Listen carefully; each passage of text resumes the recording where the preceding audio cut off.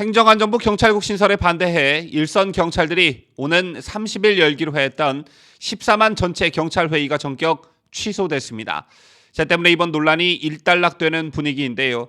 하지만 처음 이 회의를 주도했던 김성종 서울 광진경찰서 경제팀장이 국회가 경찰국 신설을 시정해 줄 거라 믿는다, 이런 글을 남겨 논란이 되고 있습니다.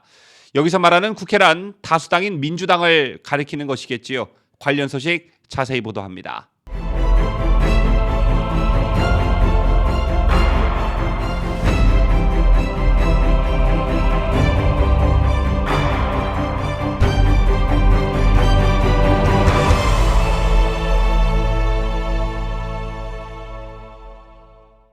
시청자 여러분 안녕하십니까? 뉴스데일리 베스트 민앵커입니다. 윤석열 정부 취임 이후 두 번 정도의 큰 위기가 있었습니다. 그 첫 번째가 대우해양조선 사태였죠.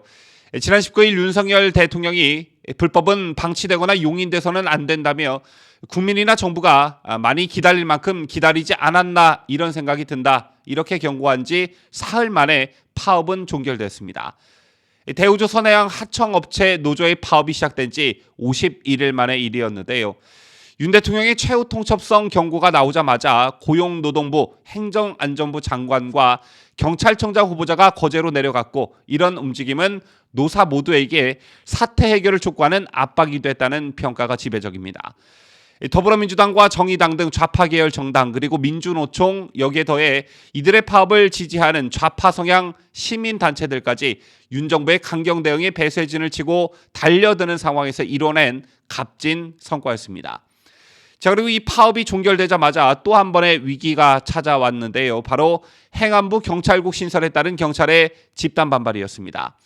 상관의 명령을 어기고 경찰서장 회의를 연대 이어 14만 전체 경찰회의로 확대 추진하겠다며 경찰이 정부 조직 개편안에 항명하는 초유의 일이 발생한 것인데요. 제 같은 초유의 사태에도 윤석열 정부의 선택은 강경책이었습니다. 급기야 윤석열 대통령까지 헌법과 법에 따라 추진하는 정책과 조직 개편에 대해 집단 반발하는 것은 중대한 국가기강 문란이 될 수 있다고 경고했죠. 이상민 행안부 장관의 쿠데타에 준하는 발언도 있었지만 국가 원수로서 더 이상 좌시할 수 없다는 의지를 내비친 것입니다. 자, 그리고 정부는 경찰의 집단 반발에도 아랑곳하지 않고 국무회의에서 경찰국 신설을 위한 시행령을 통과시켰습니다. 자, 때문에 경찰의 추가 반발이 예상이 됐었는데 결국 윤석열 정부의 강경한 대응에 경찰이 꼬리를 내렸습니다. 오늘 행정안전부 경찰국 신설에 반대해 일선 경찰들이 오는 30일로 열기로 했던 14만 전체 경찰회의가 취소됐다는 소식이 전해졌죠. 처음 이 회의를 주도했던 김성종 서울 광진경찰서 경제팀장은 오늘 오전 7시 7분 경찰 내부망에 전국 14만 전체 경찰회의 자진철회라는 제목의 글을 올리고 회의를 취소한다고 밝혔습니다.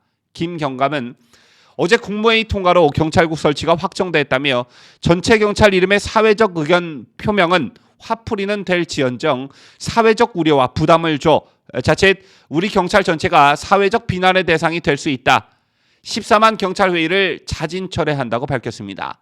여론이 절대 경찰에게 우호적이지 않다는 것을 인정한 것이죠. 김 경감은 그러면서도 그동안 자신의 직을 걸고 경찰국 설치 등을 막아내려 한 14만 동료 경찰들께 머리 숙여 존경을 표한다며 동료 경찰들의 피땀 흘린 노력들로 우리 국민, 국회, 사회는 경찰국 설치가 검수완박에 대한 추잡스럽고 국민의 안전을 담보로 한 위험한 보복행위이자 권력 남용 행위라는 사실을 분명하게 인식했다고 자화자찬했습니다. 추잡스럽고 국민의 안전을 담보로 한 위험한 보복행위의 대상은 정작 경찰 자신들인데 이 화살을 윤석열 정부로 돌리려 하는 모습을 보이고 있는데요. 제2의 김 경감은 사실상 더불어민주당에게 기대는 모습을 보이기도 했습니다.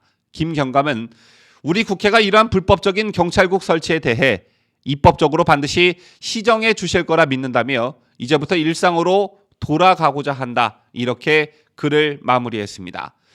제밖에 처음 총경회의를 주도했던 류사명 총경도 전날 경찰 내부막에 경찰관이 다시 모임을 추진하면 국민께 심려를 끼쳐드릴 수 있다며 자제를 당부하기도 했습니다. 자, 이렇게 많은 우려를 낳았던 자칭 14만 경찰 회의를 자진 철회한다고 밝히면서 이번 사태가 일단락되는 분위기인데요. 그렇다면 기세 등등했던 이들이 왜 꼬리를 내렸을까요? 몇 가지 분석을 좀 해보도록 하겠습니다. 자, 첫째, 14만 경찰 회의에 대한 부담이 작용했을 것이란 분석입니다. 어떤 부담이냐? 지난 6월 말 기준 전국 경찰은 13만 2,421명입니다. 그중 경찰대 출신이 차지하는 비율은 3,249명으로 전체의 2.5%를 차지합니다. 자, 그리고 경찰국 반대를 주장하며 윤익은 경찰청장 후보자의 총경 모임 해산 명령을 따르지 않아 항명 사태를 일으킨 총경의 상당수가 바로 경찰대 출신이었습니다. 자, 실제 총경 모임을 제안하고 추진했던 유사명 전 울산 중부경찰서장은 경찰대 사기 졸업생이었고요. 또 류충경과 함께 총경 모임에 참석했던 총경급 56명 가운데 40명이 경찰대 출신이었습니다. 여기에 더해 온라인으로 참여한 140여 명 중에도 경찰대 출신이 상당수를 차지한다고 하죠. 그렇다면 이게 과연 14만 경찰 다수의 일치된 의견이라 볼 수 있을까요? 더군다나 잘 알려진 대로 경찰 조직은 경찰대 출신과 비경찰대 출신 사이에 내재되어 있는 갈등의 골이 깊습니다.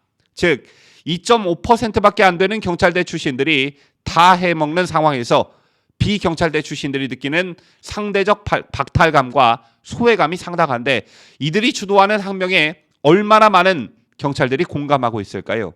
더군다나 행안부의 경찰국 신설은 몇몇 고위급 간부들 말고는 일반 경찰들에게 직접적 영향을 미치지 못합니다. 이런 상황에서 경찰대 출신 몇몇이 14만 경찰 회의를 주도한다고 한들 경찰 전체가 이에 동참할 것이다 라고 보는 건 무리라는 판단이 들었을 겁니다. 즉 14만 경찰 회의라는 타이틀을 걸어놓고 상당수가 이 회의에 참여하지 않는다면 곧바로 큰 역풍이 불 것이고 이게 우려스러우니까 자진 철회 카드를 꺼내든 것이다. 이런 분석이 가능하고요. 자, 다음 두 번째, 법적 처벌의 문제가 걸렸을 겁니다. 여러분 아시다시피 검사는 옷을 벗으면 변호사를 하면서 생계를 유지할 수 있지만 경찰은 옷을 벗으면 그날 즉시 백수입니다. 며칠 전 윤익은 경찰청장 후보자 징계 철회가 어렵다는 입장을 분명히 했죠. 얼마 전 다른 영상에서도 제가 상세히 설명해 드린 바 있지만 집단 행동을 한 경찰서장들에게 적용할 수 있는 법은 상당히 많습니다. 대표적으로 국가공무원법 제57조를 들 수 있는데요. 이 법에는 공무원은 직무를 수행할 때 소속 상관의 직무상 명령에 복종하여야 한다 이렇게 되어 있습니다. 그런데 이들은 소위 경찰총경, 경찰서장 신분을 내세워 법률에 근거도 없는 전국 경찰서장 회의란 이름을 달고 집단 행동을 시도했고요. 무엇보다 모임을 해산하라는 상관인 경찰청장 직무대행의 지시를 어겼습니다. 때문에 국가공무원법에서 명시하고 있는 복종의 의무를 명백히 위반한 것입니다. 또 국가공무원법 제63조는 국가공무원으로 하여금 품위 유지의 의무를 강제하고 있습니다. 공무원은 직무의 내용을 불문하고 그 품위가 손상되는 행위를 해서는 아니 된다는 내용이 핵심이지요. 또 같은 법률 제66조 1항은요. 공무원은 노동운동이나 그 밖의 공무 외의 일을 위한 집단 행위를 해서는 아니 된다. 집단 행위의 금지를 명확히 이렇게 규정하고 있습니다. 자, 그런데 이들은 이 법들을 모두 명백히 어겼습니다. 또한 무엇보다 경찰은 군인을 제외하고 유일하게 무장이 허용되는 조직이지요. 이런 경찰들이 제대로 돌아가려면 상명하복과 엄격한 위계질서, 민주적 통제가 필요함은 두말할 필요가 없는 것입니다. 자, 그런데 이런 특수한 조직이 지휘계통을 무너뜨리고 치안 현장을 떠나 집단 집회를 가진 것은 윤 대통령의 지적대로 국가기강을 흔드는 중대한 일로 어떤 이유로도 용납될 수 없는 일입니다. 제 때문에 이상민 장관의 쿠데타 발언, 윤석열 대통령의 중대한 국가기관 문란이라는 강경 대응이 효과를 거둔 것이다. 이런 분석이 가능하겠죠. 자, 여기에 경찰 수뇌부의 아킬레스건을 파고든 것도 주요했다는 분석이 나오고 있는데요. 경찰대를 나온 경찰에 대한 특혜와 공정이라는 이슈를 수면 위로 끌어올린 것이 바로 그것입니다. 윤석열 대통령에게 행정안전부 업무 계획을 보고한 자리에서 이상민 장관은 경찰 제도 개선 방안 마련을 위해 8월 중 국무총리 소속 경찰제도 발전위원회를 꾸리겠다고 밝혔죠. 이 장관은 기자 브리핑에서 경찰대는 고위 인력을 양성하는 순기능이 있지만 졸업하면 어떤 시험을 거치지 않고도 경위로 임관될 수 있다는 불공정한 면이 있다며 특정 대학을 졸업했다는 사실만으로 남들보다 훨씬 앞서서 출발하고 뒤에서 출발하는 사람이 도저히 그 격차를 따라잡을 수 없도록 제도를 만드는 것은 문제라고 발언했습니다. 이 같은 행안부 장관의 발언에 긴장하는 건 누구이고 환영하는 건 누구일까요? 제 같은 발언에 긴장하는 건 당연히 전체 경찰 2.5%에 해당하는 경찰대 출신들일 것이고요. 환영하는 건 전체 경찰 97.5%를 차지하는 비경찰대 출신 경찰들일 것입니다. 그렇다면 이런 계획이 갑작스럽게 만들어진 것이냐? 아니죠. 윤 대통령은 대선 기간 경무관 이상 고위직에 순경 출신을 20% 이상 발탁하겠다고 공약한 바 있습니다. 자, 이날 행안부의 업무 보고에도 그 내용이 포함이 됐고요. 이 같은 계획은 윤 대통령 공약을 실행하는 차원의 일입니다. 때문에 이번 항명 사태를 주도한 경찰대 출신들에 대한 어떤 보복성 차원이다라는 주장에 힘이 실리기가 어려운 것입니다. 지금까지 경찰이 14만 전국 경찰회의를 전격 취소한 배경에 대해 알아봤습니다. 그렇다고 이게 완전히 일단락된 것이냐? 이건 또 아닌데요. 이 모임을 주도한 경찰이 국회가 경찰국 신설을 시정해 줄 것이라 믿는다 이렇게 말했죠. 여기서 말하는 국회란 사실상 다수당인 민주당을 가리킵니다. 중립성이 요구되는 경찰이 특정 정당에게 기대는 발언을 공개적으로 한 것인데 이 또한 대단히 심각한 발언입니다. 자, 현재 검수완박과 관련해 이를 제자리로 되돌려 놓으려는 윤 대통령과 한동훈 법무부 장관의 노력이 진행되고 있는데요.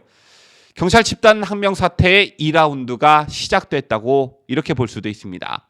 윤석열 대통령이 취임하고 정치, 사회, 경제, 문화, 외교, 국방 등등등 국정 전반에 걸친 대대적인 개혁 작업은 숙명이었습니다.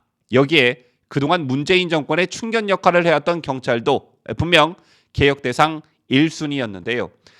많은 난관이 예상되지만 윤석열 정부가 용기를 갖고 이 경찰에 대한 개혁을 반드시 완수했으면 좋겠다는 바람을 여러분들과 함께 가져봅니다.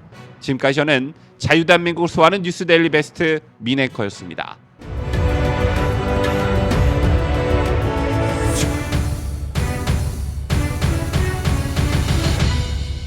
함께해요. 뉴스데일리 베스트.